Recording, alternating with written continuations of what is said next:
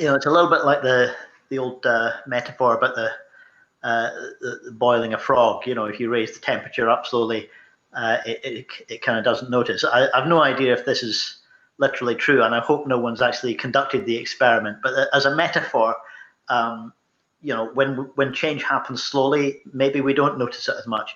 I think most people are unaware quite how much of our natural biodiversity and our natural the health and vitality of our natural world has already been lost. And I think some of the stuff that David Attenborough has been doing recently reflects quite honestly on how ignorant he was at the beginning of his career, how much he was unaware that the natural world around him was already dying.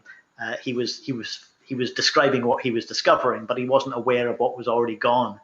Now, without getting into too much, I think he makes a lot of mistakes in issues around population and some of the arguments there I wouldn't share, but there is a real opportunity, I think, for the most networked generation there's ever been to share a richer and deeper understanding of the state of the world as we're living in it, and how much damage has already been done. But I think as well as learning how much damage has already been done, science is also teaching us how much regenerative capacity exists within the natural world, how much potential there is to allow the world to restore if humanity simply steps back. And I think that's going to be, if we succeed in this in the long term, then I think it will be by recognizing that humanity has to retreat from quite a lot of the